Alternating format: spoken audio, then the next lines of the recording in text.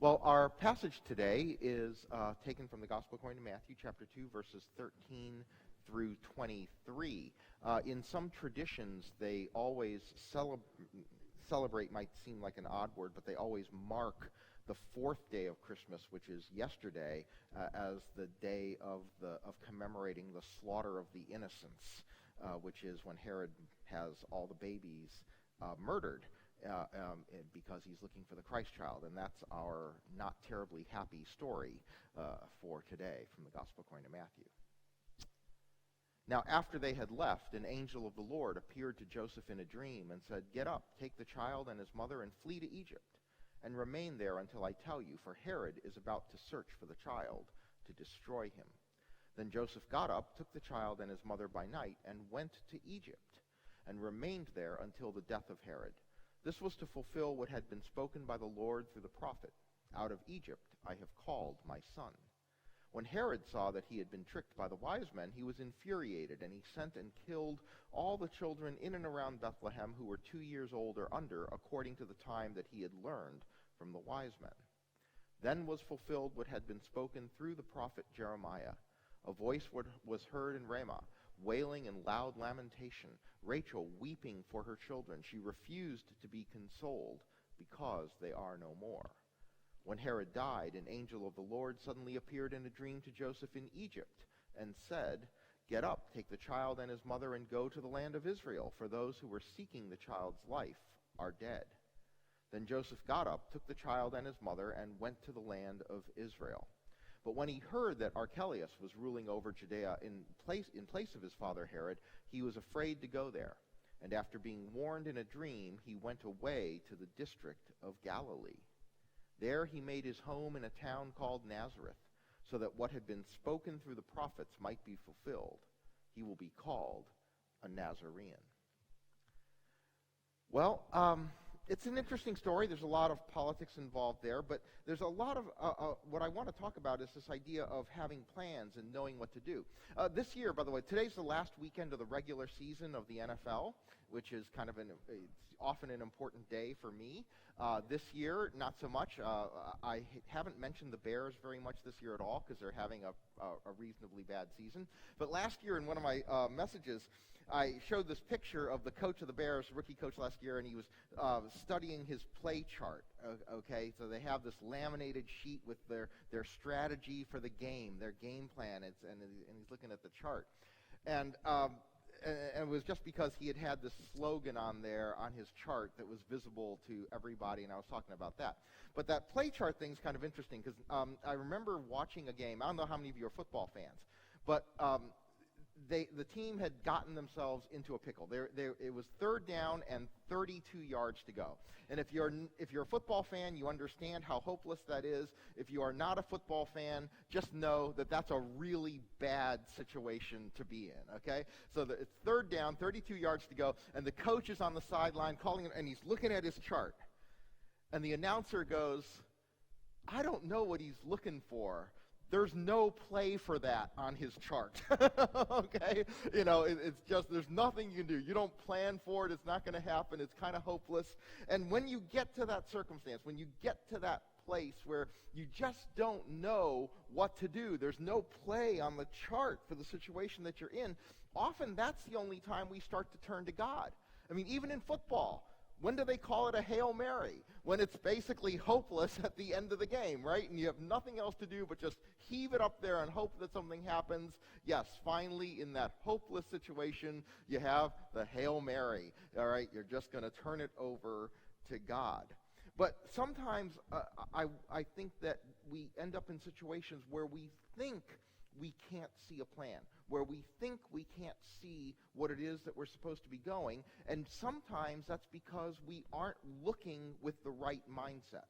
That sometimes when we're looking to try and figure out what it is that God might have planned for us in our lives, we do it with such a narrow focus that we're not able to see what God has in mind. How might we discern a plan from God? And that's what's happening in this passage, because all the way through this, Joseph is just following signs from God and picking up and going, okay? So he sits, it sits there and says, the Lord appeared to Joseph in a dream and said, get up, go to Egypt. So get up, go to this foreign land. Just get up, pick up your family, and go, because Herod is about to search for the child in a desire to destroy the child. But the thing about this, which is kind of interesting, is would you believe a dream? What would it take for you to do this? I mean, because it's easy to ascribe this to having spicy food for dinner the night before or something, right? So you have a dream in the middle of the night, and this dream is God telling you to pick up and go. Would you really do it? Would it take just the dream or multiple dreams? Would it take the dream some kind of confirmation? What would it take? In other words, what sign would it take for you to pick up and change your life? How clear, how vivid would the sign have to be for you to pick up and go the way Joseph just picks up and goes because of a dream? And he remembers it, or at least the story is told that it was a dream. And sometimes I wonder, really, was it just once? Was it just once, really? Did the Lord appear to him, on Tuesday night, and on Wednesday morning he's picking up and taking the family off to Egypt? Or was it the dream plus? Was it a few other things going on? Because I do think that it's hard to just pick up and go. But also, one of the things that happens in our lives sometimes is when we get what we think is a sign, it has to in some way kind of make sense to us, right? We're less likely to just pick up and go if there's nothing in the message that makes sense. And some of the things that are happening in this story are political things that would have been known to the people of the time that kind of make what the dream is saying to Joseph make more sense than it necessarily does to us if you're not familiar with what was going on, okay? So I want to talk about some of the things that it says happened and put them in some historical context to have you understand a framework within which Joseph would have heard these dreams or experienced these dreams and kind of said, okay, this seems to make sense. First is this passage where it talks about the idea that when Herod saw that he had been tricked, he's infuriated and just goes and kills all the children in Bethlehem who are 2 years old and under. All right, this totally horrific massacre. A lot of historians actually are not sure that this literally happened the way this is described, okay? Because there's a historian, Josephus, from which we learn a lot about what was happening under the reign of Herod, and he doesn't mention this in particular. And this is such a massive thing that he probably would have. But one of the things that we need to remember about the Bible is that it conveys moral truth, okay? It's not necessarily a factual history, it's conveying a moral truth. And some of the facts, some of the things, they can get a little conflated because we tell stories and sometimes the facts get a little confused. But there is a truth here, which is that Herod was perfectly capable of doing such a thing. All right? Herod, and when you hear the word Herod, by the way, understand there are different Herods because it's a family name. It's the Herodian dynasty. And this particular king is known now as Herod the Great. Okay? And Herod the Great was an incredibly cruel person. In fact, he ordered the execution of 3 of his own sons because he thought they were threats to his power. All right? So it is absolutely historically true as a moral truth that he is a man who, when he saw someone who was a threat to his power, he would have them killed. And it did not matter. They were his own blood, and he had 3 of his sons killed because they were threats to his power. There's absolutely nothing that would indicate that he would have stopped short of killing babies if he thought babies were a threat to his power. All right. The question is whether did he kill them all like he said, like it said, but does that really matter? All right. Did his troops go out? Did he send them out searching for this Christ child, and they killed any baby? Maybe not every baby, but they killed babies who they thought fit the description? Yeah, quite possible. Exactly the kind of thing Herod would do, even if he didn't literally have every single baby of that age killed, okay?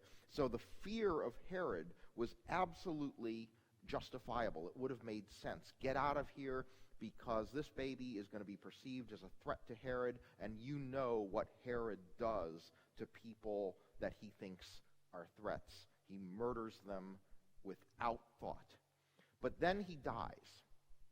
And so he dies, and the Lord tells Joseph, hey, he's dead, so get ready to return. Go ahead, go on back to Israel. Okay, except one thing that's kind of different about the dynasties of the time is that the rules of succession were not clear. Okay, so like right now, you look at England, you have Queen Elizabeth, then you have Prince Charles, then you have Prince William. It's not like Queen Elizabeth can sit there and say, I don't think Charles would make a very good king, and I don't think William would be a really good king either, so when I die, I want Harry to take over. Okay? All right, it doesn't work that way. There's a clearly, legally defined order of succession. But that's not the way it worked in this part of the world at that time. A king would actually designate who among his relatives would take over when he died. All right? So they left essentially a will, and their kingdom was passed on in accordance with their will. All right? And when Herod died, he had done something pretty unusual, which is that he had specified in his will, and because they were underneath the thumb of the Roman Empire, his will said, subject to the approval of Augustus, of Caesar Augustus. Okay? So subject to the approval of Caesar Augustus, he didn't designate a single person to take over his kingdom. He actually left it to 3 of his other sons and his sister, divided up. All right? So instead of this entire massive territory going to his successor, to a designated successor, the kingdom gets split up among 3 sons and a sister, and it becomes known as the Herodian Tetrarchy, a monarchy of 4, okay? So it becomes known as the Herodian Tetrarchy. And so the politics of this is what makes the next part of the story make sense. Herod has died. The angel says to Joseph, Herod has died. Get ready to go back to Israel. And then suddenly Joseph heard that Archelaus was ruling over Judea. Okay? So what happens is that when Herod dies and they split the kingdom, now different provinces are under the rule of different persons. Okay? And Archelaus, who's actually Herod Archelaus, one of Herod the Great's sons, is ruling over Judea and Samaria. All right? And Archelaus was more brutal than his dad. Archelaus was basically just psycho. Okay? And so Archelaus was incredibly brutal. He had done something, there had been a thing that happened where an incident happened where some of his people were trying to put down a protest. So Archelaus went to the temple, and he had a bronze eagle or a brass eagle, I forget the kind of metal, might have been gold, probably was gold, put over the entrance to the temple. And by putting that symbol there, the Jewish people thought this was blasphemous, all right? And so they went and they attacked some of Archelaus' people and took it down. And Archelaus' response was to murder 3,000 Jews. Okay? So he is easily as brutal as his dad. And in a story that maybe is where you kind of get the story of the murder of all the babies, into the oral history of the time, before the Herodians took over the territory, there was a dynasty called the Hasmonean dynasty. And Archelaus sought out every male heir in the Hasmonean line and had them killed. All right? So this guy is completely bonkers.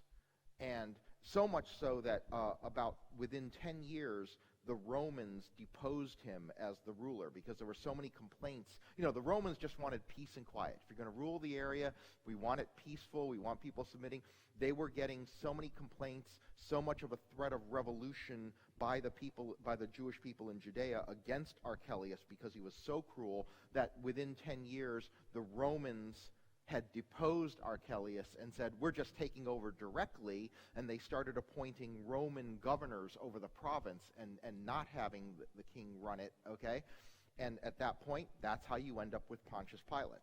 Pontius Pilate, a couple governors later, by the time Jesus is about to be executed, becomes the governor that they had put in because Archelaus had been so brutal. But one of Herod's other sons, Herod Antipas, who is the Herod that Jesus is brought to, okay, was a very mellow guy. He saw his father's legacy as having been the Herod the Great under which the temple had been greatly expanded and built. And so he saw his family legacy as being a builder. And so he was not terribly cruel. All right. He launched all these architectural building infrastructure projects, and he was in charge of Galilee, okay, which is where Jesus goes. And so Joseph says, okay, well, I can be in the province Archelaus is in charge of, or Antipas. I think I'll choose Herod Antipas. And so in the dream, he goes, takes the family to the Galilee, where Herod Antipas is in charge. From there, Jesus will later launch his ministry. From there, he becomes known as a Galilean because he was raised in Galilee. And it is Herod Antipas who is still ruling that area. When it comes to the trial of Jesus, the people take Jesus to that Herod, and Herod says, this is not my problem. And he sends Jesus to Pontius Pilate to be dealt with, because they had taken him to Herod Antipas, who was ruling Galilee, because this guy's a Galilean. He's under your control, and so you deal with him. Herod Antipas was like, I don't want to deal with this guy. He's making all the trouble in Jerusalem. You deal with him. So he sends him to Pontius Pilate to be dealt with because he's ruling over Jerusalem. So what's happening is that these things are making sense politically, okay? So as Joseph is being told, go here, go there, there is this kind of confirmatory understanding that, yes, where I'm being told to go makes sense in light of what's going on in the situation. It's not just crazy get up and go with no reason, all right? He's being told to get up and go, and if you understand the politics of the time and who the nature of the rulers, where he's being told to go makes sense to him, which makes it easier to go. But the thing that I think is really important as a theme under this is the fact that even though he's being told to go, it's not about him. God's plan for Joseph was not about Joseph. So yes, it makes sense that he's hearing, yes, I need to go here, I need to go there, but why was God sending Joseph here and there? To protect Jesus. The plan for Joseph wasn't about Joseph. The plan for Joseph was about Jesus. And sometimes I think that we go into a new year. You know, New Year is a time when we think about plans for what might happen, right? We think about, what does God have in store for me in the year coming up? What does God have in store? What does God want me to do in 2020? And too often I think what happens is that we believe that God's plan for us is going to be about us. And that's not necessarily the case. See, we need to understand that God does have a plan for you. God has a plan for me, but it may not be about you. Right? God's plan for you might not be about you. God's plan for you is about God's plan. God's plan for you is about what God wants to see done. God has larger purposes, all right? Like, for example, have you ever had the incredible experience of doing something for somebody else and then realizing after that you were actually the answer to their prayer? You know? right? That you got motivated, you got nudged, something said, go do this, go help this person, go call this person, go do this. And when you were done, you realized that nudge wasn't about you. The nudge was about them. That you were being called to be an answer to someone else's prayer. And then, by the way, that's an incredible feeling, right? It's an incredible feeling to realize that, hey, you know what? God used me for someone else. That God had a plan, God had a desire, God wanted me to do something, but it wasn't about doing it for me, it was about doing it for someone else. And so I think that one of the things we need to do, one of the things where we need to expand our view of what God might be wanting for us, is to say, okay, not what is God's plan for me, but what is God's plan? What is God's plan for the areas in which I have influence? What is God's plan for the areas where I can have an impact? And then if I can start to try and figure out or understand what God's plan is, then maybe I can see what role God hopes for me to play within it. All right.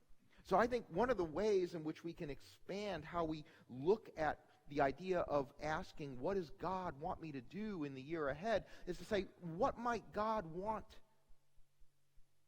in these areas of my life? What might God want for my family? What might God want for my community? What might God want for my church? What might God want for my industry? What might God want in these areas where I'm playing a part, where I'm active? And then, what's the role I can play in helping God's plan come to fruition? Because it may not be about me. Like, you know, when you watch football, I always love it when you see a play, but you see like that great block. You know, you see a lineman, they're the lowest paid people. They have the shortest careers, all right? They don't get recognized. They never even get more or less identified by name. So you hear like the quarterbacks and the receivers, they always get referred to by their name. And you hear the announcer go, number 74 made a great play. It's not even a person, all right? They're just this huge 300-pound number. But it's awesome when you see the play unfold and you see that the play was made possible because this person got out there and made that block, moved that defender, cleared the way, and then the team was able to score. And the people who really know that that was important are the people who really study the game. And you know that in that locker room, and you know that in that training session, you know, afterwards when they're reviewing the game later in the week, you know the coaches are saying, you know, great job. Great job. You made that play. Sure, you didn't score. You don't get the points. The run, you know, no one cares about you in fantasy football. It was someone else who got to spike the ball in the end zone, but you made that play possible. And so many times in our lives, all we think about is carrying the ball. All we think about is how am I going to carry the ball? How am I going to get to the end zone? And yet on a football team, right, it's 11 players on each side, and only one of them's holding the ball. Right? It takes all the others. So as we think about the role God might have for us in the year ahead, or the role God might have for us in life, let's just think more in terms of what God's plan might be, what the bigger picture might be. What does God want to see happening around us? And then as we look at that and say, okay, what can I do to help make that happen? Then we might see a plan that God has for our lives that we wouldn't have seen if we were only looking for a plan that was about us rather than a plan that included us. Because there's a big difference between those things. And I think that the greatest satisfaction we get in our lives is when we get to the end of a day and we understand it may not have been about us, but we helped. We helped God's plan come to fruition in the world around us. Amen.